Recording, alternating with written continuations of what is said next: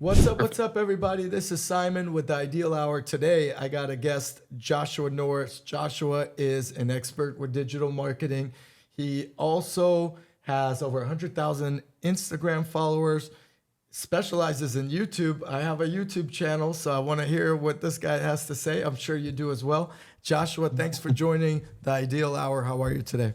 Of course, man. I'm doing well. How are you, brother? Good. Busy. Getting over a little bit of a cold, so I may sound different. but Okay, I got you. yeah, but that's what happens when you have kids. That's a fair point for sure. I'm not at that point yet, but eventually, next couple of years, probably Then get to that then, point. then your So voice I'll is be heading gonna. down that path. Oh, you'll be there for sure, man, for sure. Uh, You got so to, so I appreciate you coming on. Let's go of into a course. little bit about your background. Why YouTube? What do you do? And I see you have a YouTube play plaque there.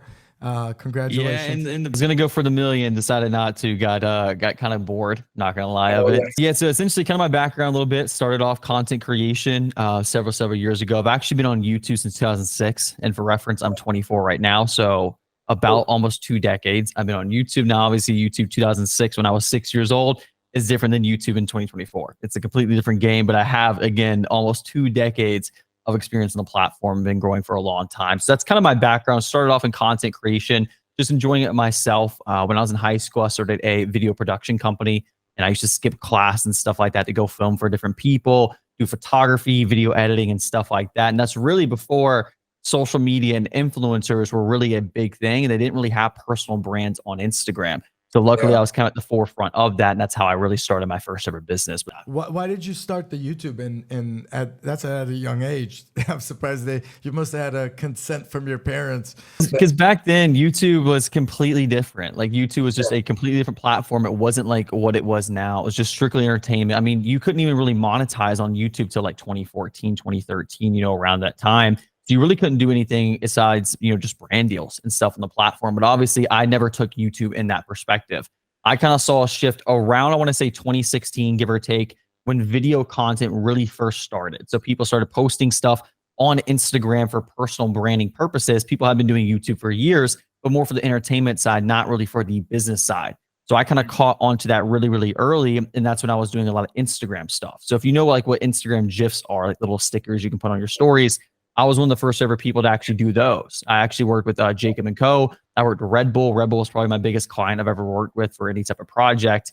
And I did that several years ago as a probably 18, 19-year-old at that time. So amazing work doing stuff like that, and just really being at the forefront of trends and content and stuff. And just from over there to, just kind of migrated into YouTube as a whole and just really pushing it for personal brands. And my kind of a thought process behind it, I'm sure you can agree with this as well, is when you have a personal brand on YouTube, especially if you have a business set up behind it, you can really just educate and obviously nurture that lead essentially from it. So when they finally contact you guys, they go to your email list to opt in, they're already warned. They're already ready to go buy and purchase whatever it is from there. So I realized that pretty early on. I said, how can I obviously get the best results for business owners and get them similar results you see for Mr. Beast or these other huge creators that are doing these amazing topics? No one was really doing that for the entrepreneur space. And so that's where I kind of came into it and really just started taking over that little niche as far as YouTube for entrepreneurs goes. That's pretty interesting and pretty incredible. I would say YouTube is probably the hardest following to get now, especially, right? Yep. Like you could be an Yeah. Instagram sensation with 100,000 or a million followers, but you could boost those reels and you got to put out a couple good videos and people just scroll. But for someone to watch you for like 10 minutes or even 5 minutes or an hour, right? Yeah. That's something that's unique and I see a lot of people doing really well on Instagram or some of the other platforms, but if they try to roll over to YouTube, I don't see as much success because I think there's a lot more oomph to it. Yeah, it's a different game for sure. Always tell. So like in my personal opinion, the least on the totem pole as far as effectability is TikTok by far. TikTok is just a very young audience. People are just scrolling. They only want to see swipe content. That's it. There's no value behind it. That's why you have a lot of these influencers that had 20 million followers on TikTok, and they go to push just merch. So nothing crazy, no high ticket offers, anything. They couldn't even push merch and sell $50,000 worth of merchandise to a 20 million or 20 million, view audience essentially from there. So it kind of just showed the correlation between it. And I always tell people, I'm like, if you can master the long form, which is the hardest thing to master, Everything else is easiest. The reason why people go for short form, it makes sense. You know, if you're a busy entrepreneur and you only have an hour, you know, a week that you could really do anything, you shoot content for an hour, a couple of video topics, you get out 10, 15 reels, you can upload every other day, you're good to go. And so that's your whole month done essentially in a single day, you know, outside the editing process, which is usually outsourced. So, you know, YouTube is just it's a very, very powerful platform. And now it's finally starting to be recognized as it probably should have. You know, I've been saying this for several years now, even back to, again, like 2016, 2017, that YouTube and long form video content is always going to be the best. If you can get somebody to sit down, watch you for 5, 10, 15, 20 minutes long, it's a game changer. That's very interesting. Getting back to, you said you worked with Jacob and Co. He didn't send you the Godfather watch, did he? No, unfortunately, he did not. I really wish he did at that point. So actually, I originally got introduced to him through producer Michael. You might know, massive YouTube personality. That's one of the first ever brands I worked with content. So we actually used to, back in the day, whenever he'd upload a new YouTube video, we made these Instagram story animations before, again, people were ever doing video content really on Instagram at all. We were one of the first people to do that. And we also did some, you know, personal branding just for him. He introduced me to Jacob and Co. We did some stuff for them. And then from there, you know, I just started cold pitching, you know, all these big companies, and Red Bull happened to be one of the ones that responded back just through Instagram. You know, I was just cold messaging them every single time saying, hey, I love the product. I would take a picture every time I had a Red Bull, say, hey, I would love to make one of these things for you. Here's a GIF. And eventually I started making them for them just for free. I sent it over to them and they were like, hey, how can we get this published? And then we finally got some published. So that's incredible. Really cool. So you created a whole marketing company out of that. Yeah, that was my first viral, like just viral kind of company. I mean, we did, I want to say, across 5 of my biggest clients for GIF accounts, not including Red Bull or Jacob and Co.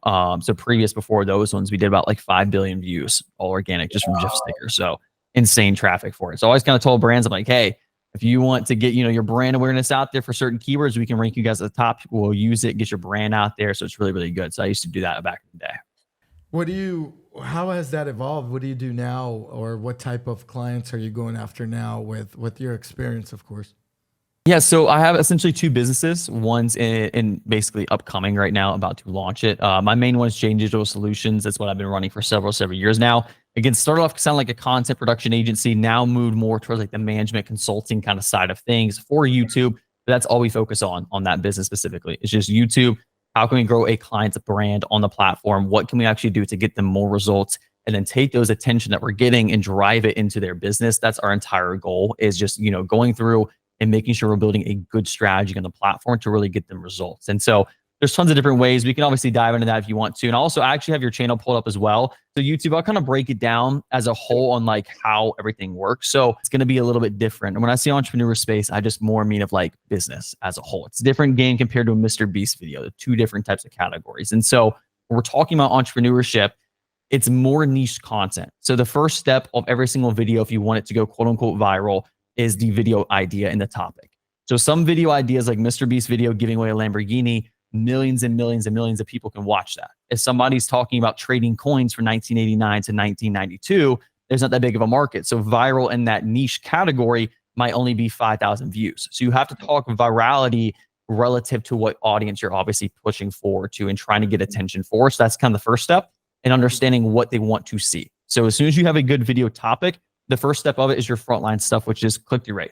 So click-through rate is essentially, you know, getting somebody, they see your video on the YouTube homepage or on the browse section. How do we get that person to click? So that's our first step. You can't get somebody to click, doesn't matter anything else. It's like if you're trying to date a girl and you can't even get her phone number, you can't even go to take her out on a date. You can't take her to know, but you can't go anything else because you can't even get the number originally. Same way. So I always try to relate them back and forth. It's just like dating. So you got to get the number first, you know, you got to court a little bit, show a little bit of interest and get them interested. And then they can come into your network a little bit. So that's click-through rate. And essentially that's your thumbnail and that's your title. That's the 2 main things. So even when we're going to look at yours, right? I'll actually pull up your channel right now and I'll give you some examples of it. So by the way, your channel's crushing it though too. You're almost at 30,000 subscribers. You're crushing it. Yeah, I gotta be honest with you. It's been slower than before. Like when I started it, I didn't start it like I'm thinking I'd be some big YouTube sensation. It's not my main business or anything, but I wanted to try it. And I've actually started YouTube back in the day, maybe 10, 15 years ago, promoting a product, a welding machine that I would sell still to this day. So there are some videos of me on this other channel that I'm like, hey, look at this welder and this is the components and blah, blah, blah. But it's been harder to get subscribers now. I think it's because there's just so many people out there doing videos. And then also you'll probably go into it on your end where I have to, my niche is maybe wants to have me talk about credit cards, which I have like an Amex Black card and so forth. And that's kind of how I got a lot of my following.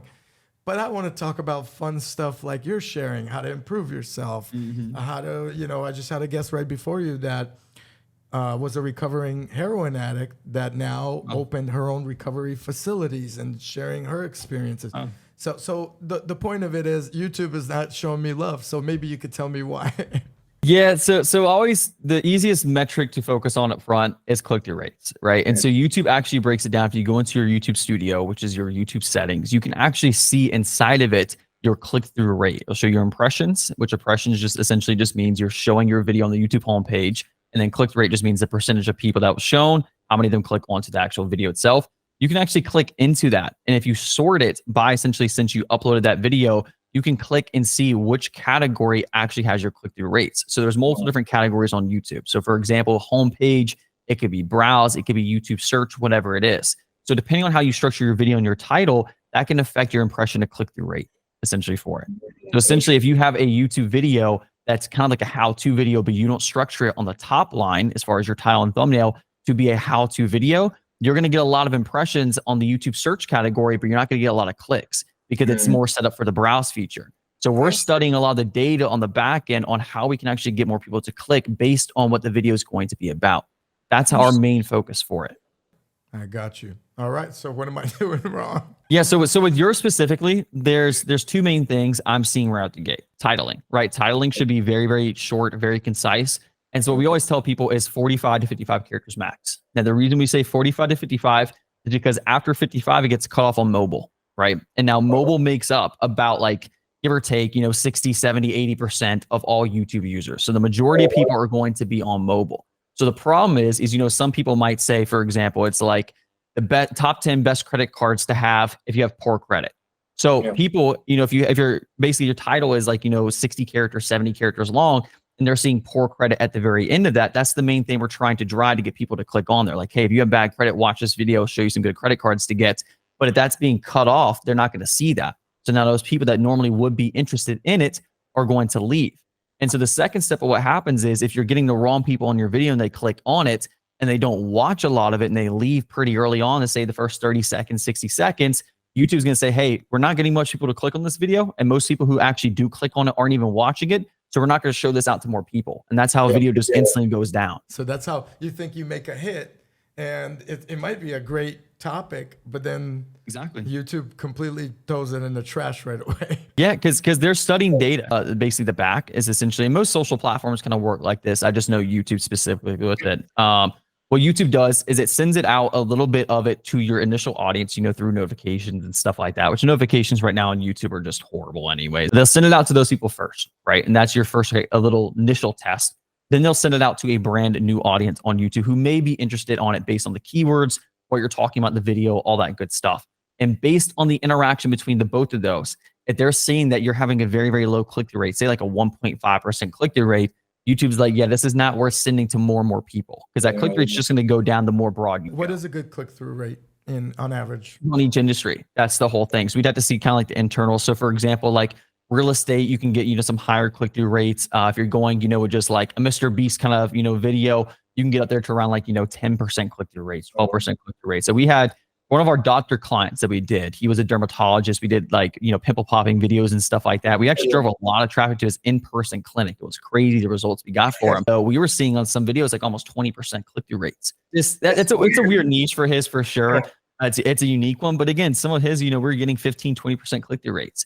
I mean, we always try to aim for across the board. We like to say about a 4% click-through rate. 4% click-through rate, you're doing really, really solid. But if you're still getting, about a 3% click-through rate, that's fine. Will that still be recommended at 3%? 3 to 4% is a really good spot. I would say for most averages and stuff like that, especially if you really don't know what you're doing too much, you don't know how to optimize fully or have anybody really helping you on the back end with strategy, then yeah, 3 to 4% is a good target to be aiming for it. But again, it could vary based on industry. So it just you have to kind of play that role a little bit and see what obviously makes sense for it. But that's essentially the top line metric. That's what we're focusing on for it. The second step would be thumbnails. So we went over your titles and stuff like that. Be very, very short. You can also use kind of what we call bridging a little bit, which is where you put like this in all caps is the best credit card to get in 2024. And you'll have like 2 capitalizations. You'll put this in all caps and you can put credit cards in all caps. So it just kind of draws attention to the video itself. You can also ask certain questions, different things like that inside the actual video itself. And one thing we also tell people is try to make evergreen content.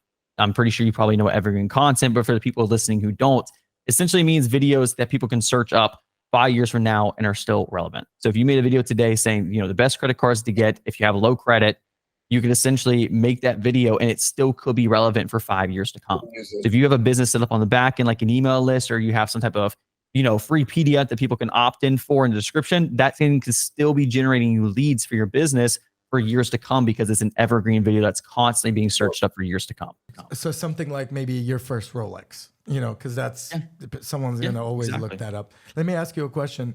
Would you, and let's say in my case or any other YouTuber out there or anyone understanding this type of marketing, would you go back and re-edit the titles if they're over 45, 55? So yeah, you can. So one of the things that I focus on is I try to focus on what the top guys are doing.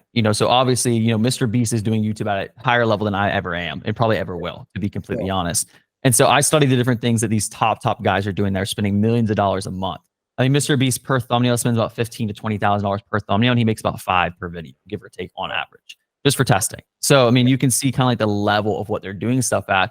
And one of the things we noticed about a year and a half, almost 2 years ago, is we saw that Mr. Beast was going back on previous videos when he found a new thumbnail strategy that worked for his brand. So he went back and changed it out. And one of the things he found from it, kind of like doing this testing, he never posted about it publicly, but again, we're just studying what these guys do.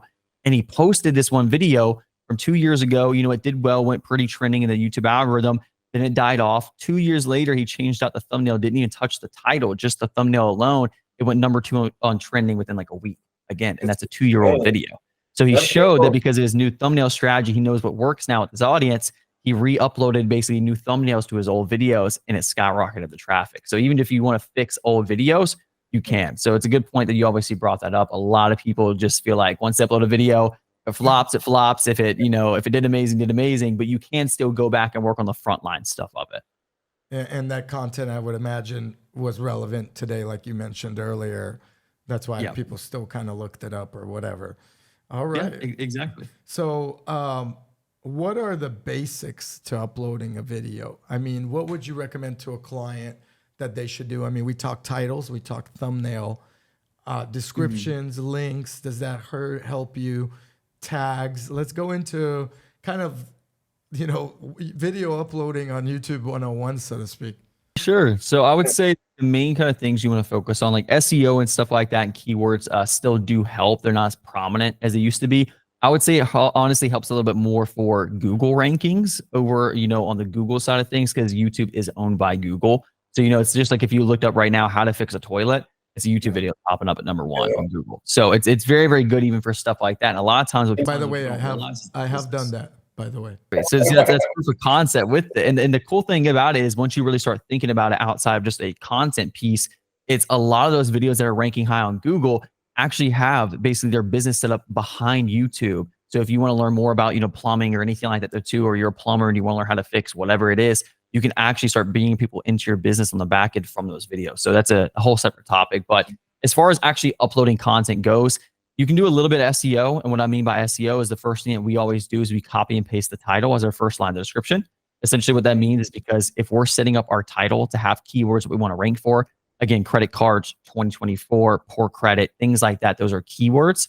We want those to be in our description. And essentially what we want to do is triple the keywords. That means use those keywords 3 times in your description. So we copy and paste our title as the first line of the description. That's number 1. And then underneath that, we write out about a 2 to 6 sentence description. Again, you can do this if you want to. You don't have to.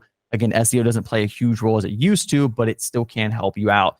You want to write a 2 to 6 sentence description about what your video is basically talking about and use the keywords that you're trying to rank for on your video itself. So again, using, poor credit, using credit cards for 2024, all these different keywords you want to plug into the actual description in a 2 to 6 sentence description. Now, below that, what we always tell people to do is whatever your CTA is, and CTA just means call to action, you want to put that there. Don't put your social media links.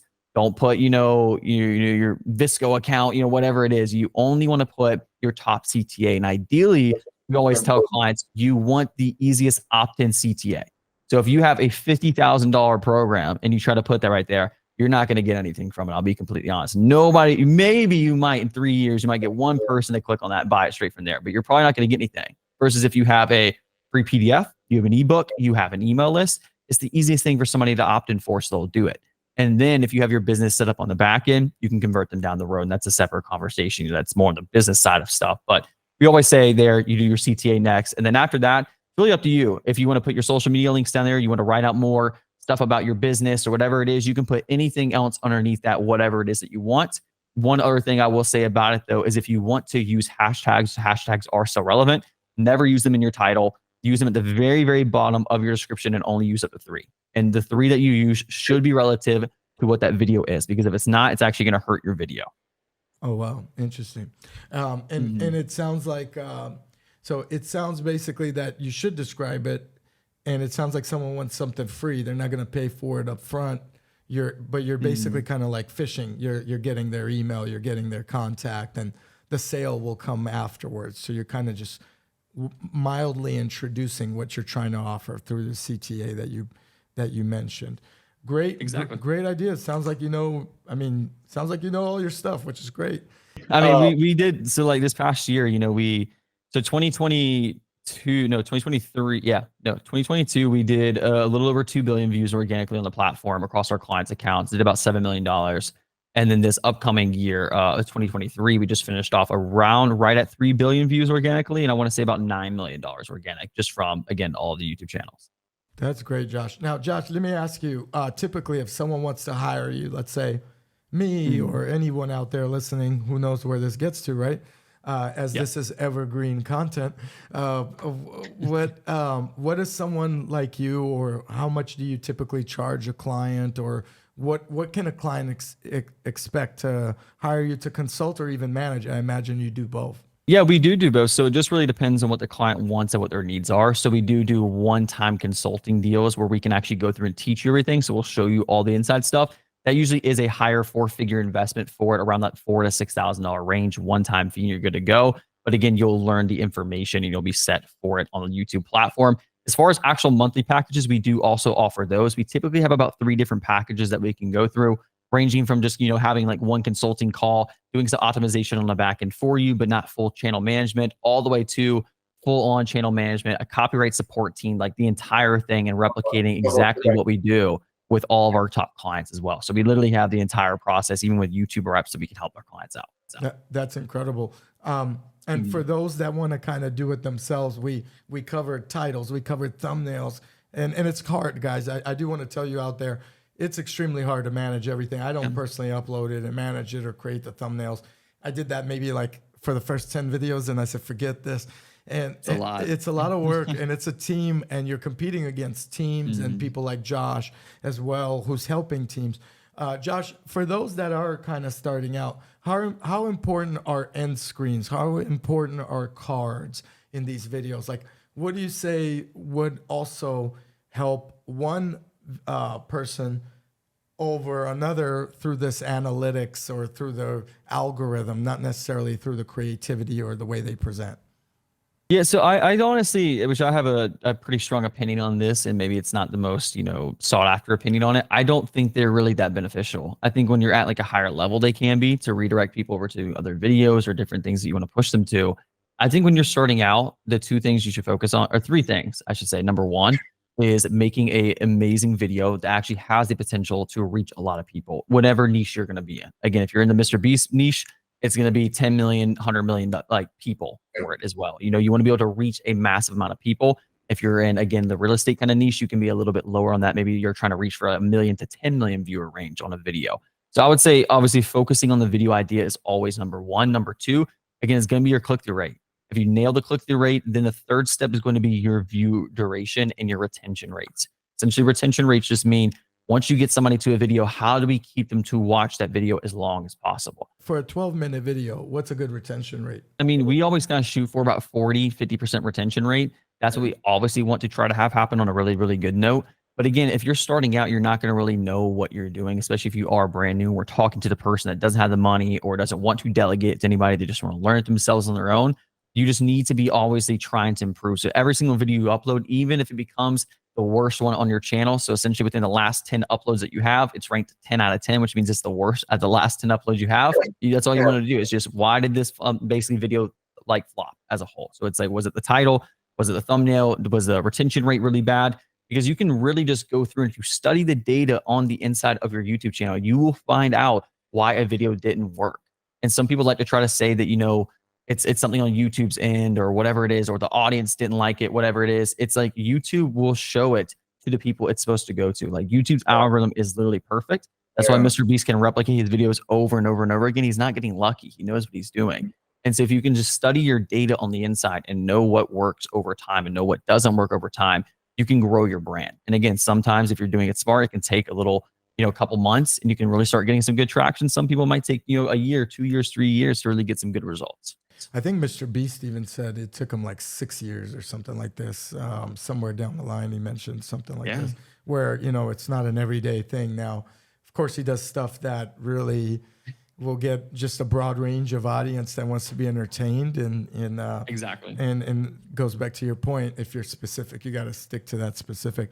How key is collaboration on YouTube? Like, to get your name out, to get promoted, and what's your strategy with that? So I always like to tell people to do a thing called name hacking. It's actually something I did years ago when I first started my content company, essentially for Jane Digital Solutions, which now transitioned to the YouTube stuff. But I always kind of told people back then when I first started doing content, Gary Vee was like the first person to really start doing social media content like that. Like he was always the first person really doing it on Instagram in the entrepreneur space. And so what I did is I was cold pitching him every single day through email, Instagram DMs, through Facebook, trying to work with them. I never ended up doing it. But what I did do is play a little bit on words. And some people might say this, you shouldn't do this. I don't overly recommend doing this, but you can kind of transition this to YouTube. So I'll explain it on what I did before and I'll explain how I transitioned to YouTube. But essentially from what I used to do is I made some pieces of content for him and I was sending it to him for free. And what I did though, is then when I went to other people to talk about doing work with them, I said, hey, I did some work for Gary Vee. So I never said I worked with Gary Vee. I never said I was partnered with him. I never said I got hired. I just said I did work for Gary Vee, projects for him. Sick. And they recognize the brand, they recognize the name, they like the work. So I did that. Again, I don't overly recommend doing that. It's not the most, you know, like good way to do it, I guess you could say, but that's how I kind of started out with it. But what you can actually see a lot of people do in the YouTube space is name hacking. They'll kind of do a similar thing though as well. So you'll put somebody else's name in your title. So if you're in the real estate niche, right, you might talk about Ryan Serhant. Ryan Serhant's a massive brand on YouTube. So it could be like, why Ryan Serhant's brand is worth, you know, $1 billion or something like that. You can use other people's names and even use them in your own, you know, thumbnails and things like that as well. So what I try to tell people is like, you can make a video based on your opinion about what somebody else is doing. So if Alex Hormozy, you know, the huge in the entrepreneur space, if he talks about some type of strategy to get clients and you don't agree with that, you can say like, why Alex Hormozy is wrong as your title. So now all the people who know Alex Hormozy, they're going to see Alex Hormozy's name and they're also going to see him on your thumbnail. But obviously it's talking about it. So that could bring somebody else's audience over to you. Now, depending on how you actually do that video, could either be really bad for you or it could be really, really good. Hey, you know, Alex made some good points here, but I don't agree with this because this is how I've been doing it. And I had success doing this way. And I think you guys should possibly check this out. You can actually essentially trend hack somebody else's entire audience that they built up, spent years and millions of dollars building up. You can essentially take their audience, bring them over to you and say, hey, I love what your guys doing, who you guys love, but here's also an alternative way you guys can do this and start building up an audience from there. So basically introducing yourself based on their hype and putting yourself in that circle or whatever. I've done a few videos like that and they do work. I mean, there's people that are trending, so to speak, right, on YouTube or wherever else. And you talk about it in them and you give your opinion and see where it goes. So what are you currently doing your own channel? I didn't check it out personally, but because I've been busy, but are you currently doing your own channel or what are you doing? Or are you just focusing on marketing?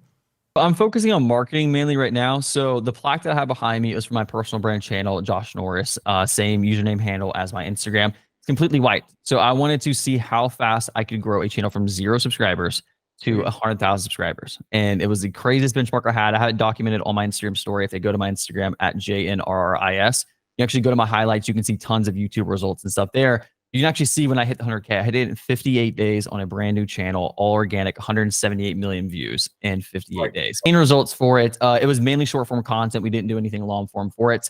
And then after I kind of had that though too, my transition was more just like, I've showed a crazy, crazy result and transformation. It's kind of like if you see a fitness coach, they go through and then they instantly have some crazy body transformation. They don't always need to be, cutting or bulking constantly to say they know how to bulk because they've done it before. They showed the proof of concept.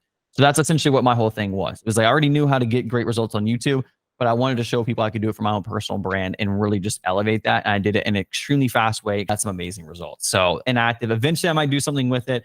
I really don't know. I might start a new channel, honestly, for my new business that I'm essentially going to be launching. It's called Lead Boost. It's more focused on traditional marketing, social media marketing, Google ads, things like that, or contractors and stuff. So I might end up making a channel for that. But again, the whole focus behind that channel is going to be the business. So I always try to tell people, you see all these influencers and stuff, some have millions of followers or tens of millions of followers. I know a lot of influencers are dead broke. I know a lot of guys who have 5 million on Instagram that have come to me to want to work about YouTube and they can't afford $1,000 a month retainer, but they're, over here in the clubs and different stuff like this. So my main focus is I want to grow my business. That's one bone I have to pick with YouTube or even any of this marketing that's come out. I mean, social media marketing and digital marketing is such a new trend. And I've even had a company called Ideal Visibility that around the Bay Area here, Silicon Valley area, where I did the marketing for those companies. Some were funded. Some, actually, a couple of them I think were public and so forth. And I would consult them after marketing my own companies. Now, I don't do that business anymore because the pandemic kind of killed it. But it's it allowed me to see the inside. Now, a lot of the problems with those social media accounts and also the YouTubes and so forth is the YouTube algorithm doesn't know if you are a real estate professional or a credit card professional or a crypto guru or any of this stuff, right? Like it doesn't, there's no qualification to it. There's no license. There's no proof. And the proof is often made up. So, I tell people and they go, well, Simon, you've built this, you've built that and so forth. My story, and I'm not patting myself on the back. This isn't what this is about. But like, hey, I've built a building, I've done this and that. But there are people just killing it on YouTube talking about building a building, and yet they haven't probably folded origami before. You know what I mean? And YouTube doesn't know that. It's a game of talk. It's a game of talk though too. So then that's why I always try to tell people, I'm like, if you actually have done the stuff on the back end and you really actually have the results and you can actually provide something great for whoever it is, even if it's just information for somebody or it's something on the business on the back end, that's when you can really do well on YouTube. But again, YouTube just is a platform where it's going to take time. So anybody who comes to me and is like, hey, I want to grow a YouTube channel. And if I ever hear them say on the call, and I'm not joking, I disqualify them instantly and we will not work with them until they change their whole perspective essentially on it. But if I hear somebody sit there and say, when can I get monetized and start earning basically revenue through YouTube, through ads and stuff like that, I always tell them, I'm like, I don't want to work with you because YouTube is a long-term play. Like we're focused on building your brand on YouTube where we're bringing in people. And ideally, I only want to do that with people who actually have a business set up on the back end. If you just want to become an influencer, I can just do a one-off consulting for you, kind of tell you stuff that works, in your industry and what I'm seeing other people do in your industry that can obviously help you guys explode in that niche or vertical you want to go in. But typically, it's not somebody I don't want to work with on a week-to-week, month-to-month, day-to-day basis. Like it's just, I'm trying to focus on people who actually have businesses on the back end that really want to grow and have a long-term strategy behind it. Plus, they could afford your services. I mean, influencers, as you said, and I don't know the numbers. You probably know the statistics. I mean, there's a lot of influencers with 10,000, 100,000 followers, and it's just the nature of it. And none of them are maybe getting any revenue because there's so many choices, right? And it's tough. And I know a couple out there that have 100,000 followers, but when I talk to them in person, or even 500,000 followers, one of them, and I say, hey, are you making money yet? And they're like, not enough to cover what my expenses are, right? So it is definitely an interesting game. Before we switch to also Instagram, because that's been a big thing for a lot of people. I do feel Instagram is my favorite platform, maybe next to YouTube, because you could learn off YouTube. What about Rumble? Recently, you may have seen Barstool Sports went excuse me. Recently, you've seen Barstool Sports went on Rumble, and he had a beef with YouTube where YouTube tried to limit what he could do or whatever. It's in the news. You guys can check it out. What about Rumble? Is Rumble an up and coming platform, or is it like too early to move? It's too early to move, but also you have to understand that the biggest thing that these other huge platforms don't have, so like Kick for streaming, Rumble for kind of a YouTube mimicking on that end, is they don't have the data. Like Google owns YouTube. Google and YouTube have this entire algorithm that's built up for decades now of just user information, understanding what these people are interested in, and giving them the exact content that they want to see. So like that's just the biggest thing. So for some other platform to come into the space and want to compete with them, they can do well. And so Rumble's doing well because of the fact that they are full like free speech essentially. So YouTube does limit more stuff on what you can do or what you can't say. And that's just because there's a lot of advertising money there. But that's the whole thing though too. There's a lot of platforms like Rumble that try to come out. And the problem with it is the good side of it is it's freedom of speech and you can say whatever you want. The bad side of it is that it doesn't really make sense for their business because advertisers don't want to come there where somebody can be, saying some really outrageous stuff on the platform because they want to have full free speech, which can be a good thing, but there also should be slight limitations, in my opinion, on what the limitations are. I don't agree with a lot of what YouTube does anymore as far as limiting certain stuff about information and different, political opinions and stuff like that. But as far as the platform as a whole, YouTube is still by far the best. They have the best business setup on the back end. And also too, they just have the user audience. I mean, if you talk to me right now, I don't have Rumble downloaded on my phone at all. I know what it is. I've gone on the website. It's just, I don't have an interest for it. There's already a platform that's built up. You're just mimicking something that already works well and just adding a little component that the other one doesn't have, but you're taking away the entire user base, which is what makes YouTube work well. What makes Twitch work well for streaming. So it's kind of just a different platform, but it'll be interesting to see how it goes though. And it's almost if YouTube lightened the rules, they would just take out Rumble, right? If YouTube lightened their rules tomorrow, all these platforms would be gone, essentially. Like they're like any of these other type of platforms. Kick is a little bit different because it's streaming. If you know what Kick is, it's more like Twitch TV and stuff like that. Theirs is a little bit different because I always try to say like YouTube is the video kind of platform, even though it does do streaming. I don't really see it as a streaming platform. I don't think it's that good for streaming. But Twitch.tv is a good streaming platform. But both of them have really good sponsors and different companies on the back end that are paying to actually, get all this traffic on the website.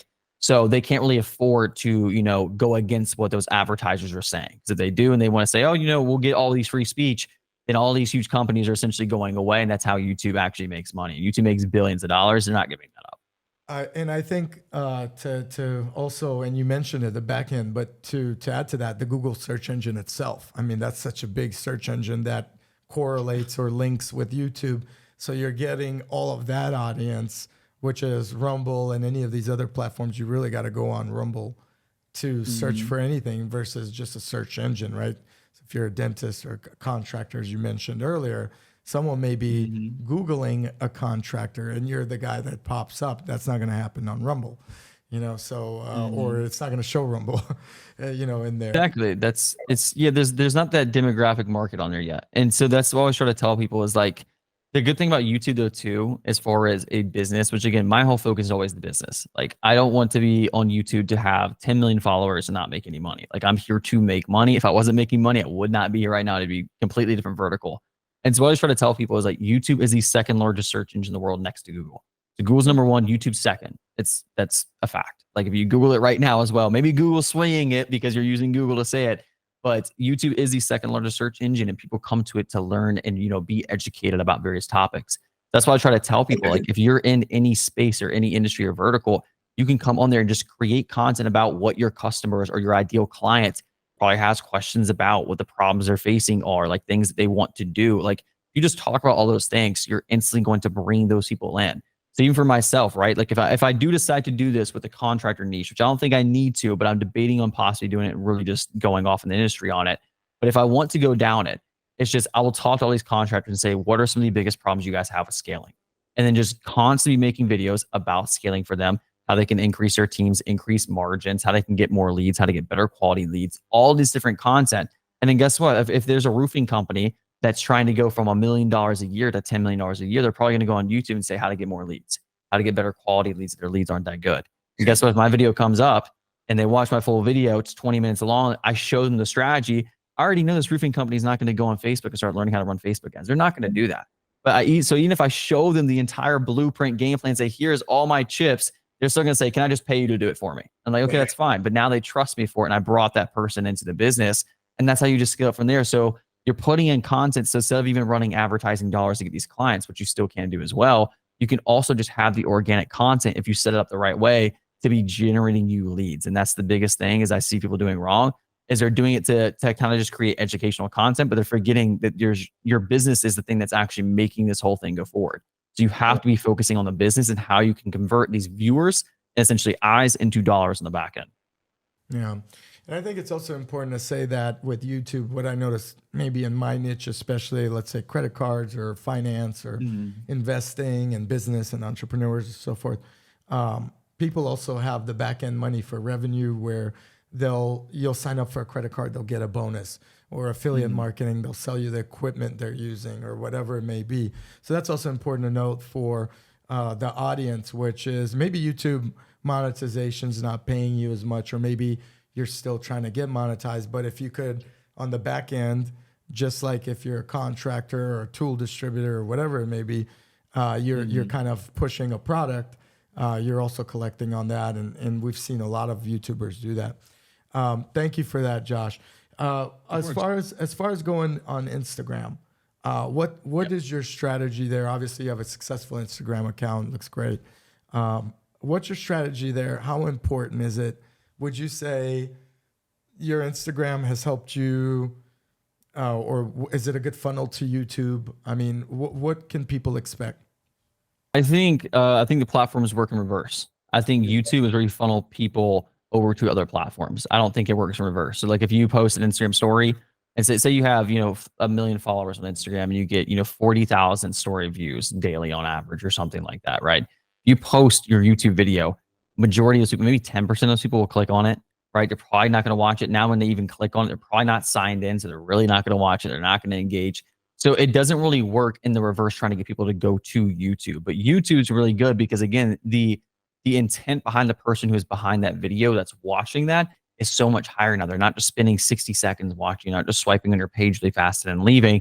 They're watching a video. And especially if you do content loops, which is essentially where you set up your videos to be, if you finish the first video of like the top 5 credit cards, in 2023 or 2024, whatever it is, you might have a follow-up video. And it's like, okay, how to increase your credit score before you apply for a credit card, or how to, increase your chances to get a credit card. So as soon as they finish one video, they instantly get sent to another one. It's a content loop. So now they can't watch us for, 10, 15 minutes. And next thing you know, they're there for 3 hours. And now they know who you are. They're dedicated to you. And they're like, anything this guy has that can help me out. That's how you get those loyal fans. And so you can take those people and say, hey, go buy my merch. Go sign up for my email list. Go check out my Instagram. And you see a huge conversion. But if you tell your Instagram followers, go follow you on YouTube. They're flipping to the next video. Every time you say go buy my merch, it reminds me of Andrew Schultz's comedy where you talked about Donald Trump and merch. That was the funniest thing. Yeah, if you can't move merch, you're not a good president. It was so funny, man. Every time you say it, it's true though. I mean, like, because even with that, too, like people don't even realize that, like even Trump, for example, regardless of political opinions on anything, though, too, mastered branding. Yeah, and so that's why he built this like cult following behind it. And he just goes to show you there as well, though, too. He came from the business world, which the business world has an effect on, politics and different things like that. But he made that transition to actually run for president one. Oh, it's all about branding. Of people's opinions. I met someone in Florida that developed the Porsche Tower, the whole building. Oh, okay, wow. And it's a beautiful building. Yeah, it's a beautiful building. And they talked to me about when we had this conversation. They were like, "Hey, our branding came from the idea of Donald Trump. I mean, that's how the branding started because he did the hotels, right? The Trump Towers and this and that. So he's a great brander, and he did sell a lot, and he does sell a lot of merch, which Andrew Schultz was pointing out. He pushes merch. He pushes merch like no other. I've never seen more merch being pushed. This is the funny thing. Oh yeah, I mean that's just the whole thing, man. It's just branding is key, and so Grant Cardone has always said this prominently. So he may not be the first to say it, but I always heard it from Grant Cardone. It's just like it's not the best product that wins or the best service that wins in the market. It's the most known product or the most known service that wins, and that's just kind of the whole thing. Now, if you have a balance of the two, and you have an amazing product or service, and you also have a lot of attention coming to it, you're set. Like you wouldn't be having conversations about that. You're doing amazing. So It's just trying to combine a combination of the two. You can't have a great product or service and not have attention, and you can't have attention and and have a really, really bad product, because then your reputation gets ruined pretty quick. So you could scale up pretty fast. You might be able to make $1 million your first year, but then next year you're making 100K. The year next after that, you're working back at Wendy's or somewhere like that. It's not gonna last long. Keeping up and doing it consistently, I think, is a science, right? It's like anyone has that one viral video or a great idea, or they made, even in just entrepreneurship, you could have a month where you make, say, $1 million, and can you do that every month? That's what sets apart the big boys from luck, or even a one-off, or whatever it may be. And it has to do with consistency, right? Game planning, preparing, and all that. Just like you mentioned, Mr. Beast over here, he knows exactly what works, so he's sticking to that plan, and that's why he's consistent at it, right? Versus maybe somebody else. So getting back to it, Instagram's not as much of a feeder as YouTube. If you're starting out a personal brand, long-term content leads to short-term content, or you can chop it or make it, and that helps out as well. What would you define the target audience as the difference between, say, Instagram and YouTube? Is it a complete different audience, or is it like, why would someone go on YouTube versus Instagram, let's say? And what's the mindset behind that? So I would say, like, I'll bounce the question back to you, then I'll answer it fully. So it's like, what's the difference between somebody going to Google versus going to Facebook, right? Like the main thing is people are going to YouTube or to Google in that instance to learn more about something, to research something. They want to be educated, or they just want to find out more information about something. Facebook, they're going to see what their cousin posted. Thing on, on Instagram as well, though, too. You can still use Instagram for business. I mean, I do a lot of cold pitching through there with my team. We do a lot of different stuff through there. I get a lot of connections through Instagram. So it still is good to build up as your brand. I don't think TikTok's worth it at all. I mean, to be completely honest. Do you think TikTok at one point will be shut down? I mean, Trump tried to shut it down, or because it's so massive now in the United States. I think it'd be like, even if people wanted to shut it down, they know the reasons why. I think there'd be a huge revolt of people that just wouldn't like it. So I think if any, like, even political candidate wanted to try to say that, yeah, we're going to shut down TikTok, I think either side of that, people are going to be outraged by it. I mean, people are just stuck in it now. It's like a dopamine hit. They're just too consumed inside of it. But can you imagine doing all those videos and all of a sudden all your content's gone and you lost 500,000, dancing videos and subscribers? Or I don't know how they'll be able to pay the rent anymore, man, without the 8 billion views they got that year. But it's an insane platform. But yeah, I think Instagram's still very, very viable to have for personal connection. I think that's where it's really, really good at. Facebook, again, Facebook's really, really, really personal. So you can still use it for it. I think, depending on your business and stuff like that, it still can be good to connect with people on there that maybe aren't as younger audience minded and they're not using Instagram as much. You can still just use Facebook, but I would say Instagram and YouTube by far the best platforms, but YouTube is way ahead of it. Does your mom or dad use Facebook? Yeah, mom uses Facebook like all the time on there. I don't think she has Instagram actually as well, or any other platform. She uses YouTube though. She'll watch stuff on YouTube. So even from there, she'll go and learn some stuff or just watch content. So tell her if she wants to be put to sleep, she'll subscribe to me. No, we'll be good, man. We're gonna change your channel up. We'll go over everything. I'll even tell you some information after this though too. We can actually, if you show me your data on the back end, I can show you more stuff. Yeah, absolutely. We'll schedule like a cool little call. All right, let's talk about. We talked about Instagram. We talked about YouTube, Facebook a little bit. TikTok, we said, hey, what if it gets pulled down, right? How important is it that someone who's trying to be a brand influencer or is trying to get a name out or build a personal brand, that they're across the board? I mean, should someone come in and do all those platforms? Is that what you recommend to your clients? So it's just like if you put all your money in Doge, right? Went up a good amount. I want to back up to that while you're on that topic. I want to tell you, I almost made $1 million on Doge. Not even kidding you. And I didn't sell, so I've been crying for 2 years. But go ahead, back to it. If it makes you feel any better, I had a good friend of mine. He got some of the Bored Ape NFTs, paid $1,800 for 3 of them total. It got up to about $3 million of liquid cash he could instantly sell. Not even like what he wanted to try to get out of it, but $3 million liquid. It's down to zero now. Like actually dead zero in the markets and stuff like that. But it just depends on what it is for everybody. Do you talk them off the ledge, not to be funny or anything like that, or do you tell them life goes on? So for him specifically, I don't tell him anything because his business is doing so well. He's 24 million a year. in his lane at all. I don't have room to talk in that lane just yet. He's moved on. He's got the ladies. He's got the private plane. I get it. All right. Yeah, he's doing it. Let's talk about the latest trends in social media, and you could really focus on YouTube or whichever platform, or you could cover both a little bit, and then we'll go into something else. Yeah, I think mini series are really, really good. Like continuous kind of series on any platform. Again, like even if you're doing like live kind of workshops and you're breaking them down over like a 3-video series, I think those are really, really good. Because you're kind of setting yourself up to bring people back. So it's kind of just like a TV show, right? Like if you're watching like a Netflix show, especially if you're watching it when it's right releasing and stuff like that, you'll have like 5 or 6 videos that are right released. You can watch it, get consumed by it. And they're like, yeah, now every single week on Thursday, we're going to release a new episode. So you have to come back. And they leave you little spoilers and different stuff. So I think mini series on YouTube are something that's like not really utilized. And I'm still trying to figure out the best ways to utilize them in like the entrepreneur niche, again, because that's what I just mainly focus on. So I'm still trying to figure out the best ways to do it. But if I can kind of crack that code for it, I think it'll work really well because that works naturally with television. You're absolutely correct. I've had a very similar series that did really well in the past, and it was in regards to Dogecoin because of the investment. But I think you're right. It really sets up the viewer to come back and look again, like you're implementing in their mind that the story continues, right? And that's why they do the to be continued part 1, part 2 on all these housewives yelling at each other or any of these other shows. They show you the next time on Survivor, and they show you some crazy stuff happening, and then cut it out. Or the pimple popping episodes that you were doing. Like there's an eruption and it stops. Yeah, they come back for the pop. All right, let's talk about a little bit about your personal achievements or personal goals, I should say. And I now that you kind of have your own agency, would you ever go back to working for someone else again, or is this like your path where you're like, yeah, I'll never come back? Like I want to be an entrepreneur myself forever.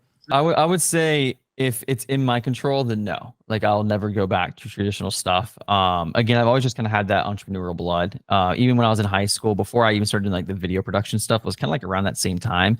And mind you, again, I was 16, 17, 18 years old in high school doing that. So what I actually used to do, I was really good at school, but I did the bare minimum just to get by, to be completely honest. My parents used to always get in trouble with me. They'd be like, oh, if you don't do this, you can't go do X, Y, Z. You can't go hang out with people. And so what I started doing is I started making fake report cards. It might be illegal, so I may be getting myself in trouble here, who knows. But I would make fake report cards. I would download it off the internet. I found like the kind of like file essentially for it as well. I had like an entire Photoshop essentially template set up where I could like swap out the amount of times I was absent, skip class, my grades, whatever it was. And I found the password to our online portal where my parents could go check grades. And so they couldn't check there. So they always had to use the paper one for my brother so we could have like matching copies. So it looked more realistic. I'd show it to him and I was completely fine. So I could do that. So I could actually go and build my own business. And then people started realizing I could do it.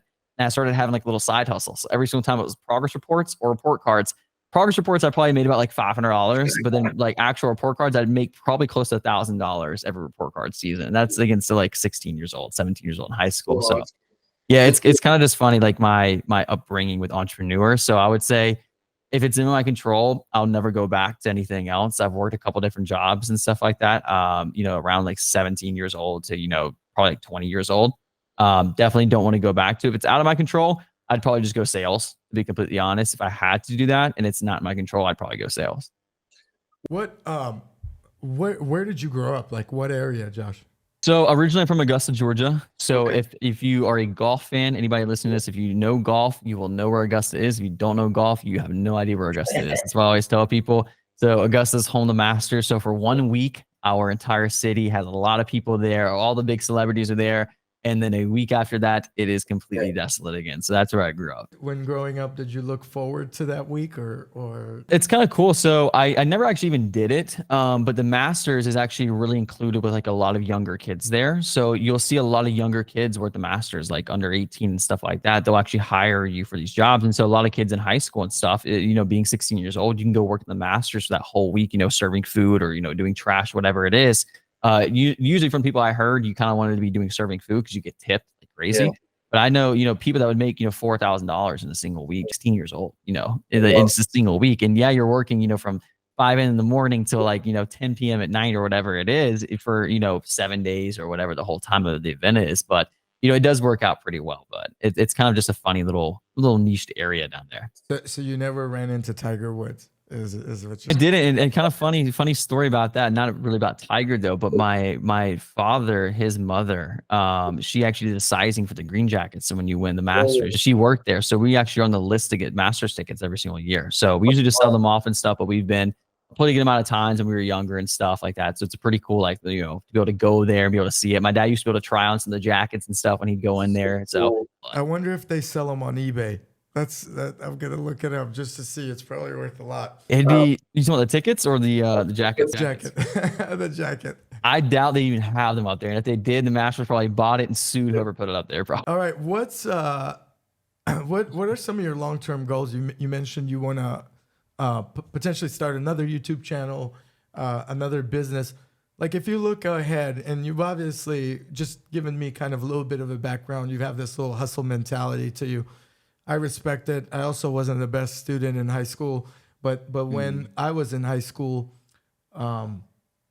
we did have computers, but it was Photoshop was like not a thing. It was maybe like Photoshop 1 or something. You were probably an engineer, so we had to change the F to an A manually with on the paper. What are your long-term goals? Like, what do you want to do? Where do you see yourself? It's kind of hard to tell. So I would say I'm definitely still putting a large majority with YouTube. So I've been talking with this one guy who's really connected in the actual like full big e-commerce brands like Red Bull, different things like that. Me and him have been talking recently about partnering up and pushing it over to his client base. Because currently he has a production company and they're doing like $1 million to $10 million contracts a year for these huge companies to do commercials. And so what we're talking about possibly doing is while YouTube's still growing, because again, YouTube, in my opinion, it's been around for, over a decade, almost 2 decades now. It's still very underrated. So like I try to tell people like, you're still really, really early to the platform. So my ideal kind of scenario with the YouTube side is to start partnering with those big brands to just really build out brands through YouTube itself. Like if you go on YouTube and you type in Red Bull on there, they're doing it perfectly. So like Red Bull's demographic for an energy drink is people who are doing, exciting shit on a day-to-day basis. Bring all the top athletes and all it is, it's something cool to watch, but also on top of that, it's mini commercials that they get to run. Now they own this huge brand where they can post a video and get millions of views for free of their audience. So it's like, instead of paying a network, they're already paying, millions of dollars anyways for the actual content itself, but then they also have to pay millions of dollars for the actual network to actually show it out. So it's like, why do that? Well, we can do it for, 1/10 of the cost. On YouTube, you can release those every single day, every single week, whatever you guys want to do. So I think that's my goal kind of for YouTube, is to also make the transition into that space as well and try to do both. As far as other stuff goes, I would say really just trying to push the marketing stuff, traditional marketing, because the only bad side I would say about my business, it's a good thing and a bad thing. So my churn rate's really high with my clients. And the reason the churn rate's really high is because if a client's doing bad, which this never happens for us, we have guarantees and different stuff like that. But say a client isn't really getting results at all, they cut us, which never happens. Cut us pretty quick, about 2 months, 3 months in, they'd be gone. But the bad side about this as well is that if we do amazing and we get a client up to 100,000 subscribers, they're getting 5 million views a month. They're like, hey, our channel is at such a good spot now. We're just growing organically. We don't need your help. If you do, you're damned if you don't. Kind of situation for it. So that's why I kind of want to get into a space where I can actually, have more longevity with clients. And I think I can do that more on the marketing side of it. So even though I really do enjoy doing this and I still want to continue to do this and get amazing results for clients, I still want to transition into a thing where I can work with businesses for long terms of time. Yeah, I agree with you. I mentioned earlier in the podcast, I did have a marketing agency. And again, our clients would be Realty Shares, which is a big platform for crowd purchasing of properties. Well funded, I think, in over millions, right? And we've had a few others, a company that sold for over 100 million, and so forth. But the problem is with marketing, and I had a couple buddies also in marketing that are now changing their dynamic, is like you said it, the turnover potentially for clients are there. So anyone watching this wants to start a marketing agency, you're going to be blamed. You're damned if you do well, or you're damned if you don't do well. And they're going to either switch up, or another agency comes along and says, well, they're not doing it right. And oftentimes the people don't know what is going on in between the lines. Mhm. So they believe the other salesperson and so forth. They'll jump ship. And if you do build them up really well, then their internal staff understands that, hey, we can manage this in house, or we're taking it to this direction, and then you're out of a potential position too. So Exactly. so I do know that struggle more than you think, actually. Yeah, that type of business, revolving door. And a buddy of mine who had like 50 employees in San Diego, high paid employees, not remote workers and so forth, had the same problems. And he's like, I'm exhausted because I'm bringing clients in, they're staying in for such an amount of time, and then they're out, and I still got payroll, right? And I got a building and this and that. And it's a tough business. It really is. But I think your strategy for what you're trying to do is kind of not only build your personal brand, but back that up with some of these other creative ideas are pretty intense and interesting. And I wish you nothing but the luck with that. I appreciate it, man. Thank you. Anything else you want to share on the podcast about yourself, or like what you like to do outside of work? Because often when we bring on people, it's about the person and their story. You know what I mean? What do you do outside of marketing and promoting YouTubers and At this point, honestly, just work out about it. Like, I mean, my full time is just spent focusing on work, focusing on business. I mean, I'm still in my early 20s, 24 years old, be 25 this year. So to me, I'm still trying to put in that time early on, even though I have, again, like well over a decade on YouTube, a decade in business as a whole is still very, very young. So to me, I'm trying to get to 2 decades, by the time I'm 30, essentially, for it. By the time, as far as, really creating content, being on social media. Now that I've been doing business since 10 years old, but put in a lot of time early on, really build these businesses. Cause my whole thing is like, again, it's kind of like even with influencers you see on social media, it's like they can be popping for 3 years, 4 years, 5 years, and then they're gone. And so for me, I'm not trying to just get, upfront quick money. I'm trying to have longevity in the space, constant learning, trying to pivot. So again, it's like this YouTube space for me could still be very, very good. But I mean, say, for example, over the next 3 years, I could cap out my market as far as entrepreneurs that really wanted to grow on YouTube, because maybe YouTube changes up, 3 years from now, it's not the same thing. Having YouTube strategists isn't as needed as much as YouTube brings them more tools in the next 3 years, 4 years, 5 years. So always learning, trying to how, what's the next strategy you can take? What's the next pivot you can take when the market's going to be adapting, and trying to be ahead of that curve is kind of like my main focus right now. So all my time essentially just spent going right back into the business as a whole and really trying to grow it. But you mentioned you're 24 years old. Congratulations. That's a young age to do all this. And I've been an entrepreneur since like a very young age as well. But what about the dating life? Like, now everybody's an influencer. Now everybody is like, how many followers do you have? They check out your profiles. How does the dating? Are you dating, or you have a girlfriend? I have a girl. It's kind of funny enough. We met 5 years ago. She came down to Augusta and stuff. We met down there through her cousin. So yeah, she just came down to visit her cousin. Her cousin kind of had mutuals to mutuals, and she introduced me to her. She was here for like 3 days, 4 days, and so we went on a couple dates, started talking and stuff, and she went back to Houston, which is where I'm located now. So you can probably see how it worked out, but we didn't end up dating for 5 years. We didn't end up really talking at all. She kind of had her own life. She was going off to college. We both just got out of high school. So, I was going to do my own thing. I moved to Atlanta right after high school. I slept on a friend's couch. It's that guy who has that really good business now, doing about $20-25 million a year. He's crushing now, but I went and slept on his couch when he was making, 5, 10K a month. The two, we were all just very, very young, trying to do entrepreneurship, trying to do business.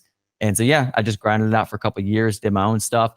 Moved back home a little bit, just really started building up my business. And then we reconnected, kind of after 5 years, started talking a little bit, fly here to Houston, started dating. And then now, it's been about a year and a half. And now I moved out to Houston. So it's, I've been here for about, what's today? Yeah, almost a month. So dating at 24, you're not experiencing it as much because you have a girlfriend. But I would imagine nowadays it's just so weird with all this Instagram pressure and influence and who's who. It's all a big mystery to me. Listen, when I met my wife, MySpace was around. You're laughing at me now. You might not even know what MySpace is. I'm laughing with you. Yeah, I got you. You look young, bro. But I just was curious, because like everybody's like, who's who, swipe this and that, and it's like, oh, it's a lot. I always ask, a few questions. Like, if you could be anywhere in the world instead of working, because I know you're a workaholic, as you mentioned, where would you go right now? Free trip anywhere. Family. I've just spent time with family. So probably back home in Augusta or bring them out here. Either or. A huge thing people kind of neglect on now is like trying to travel and stuff like that too.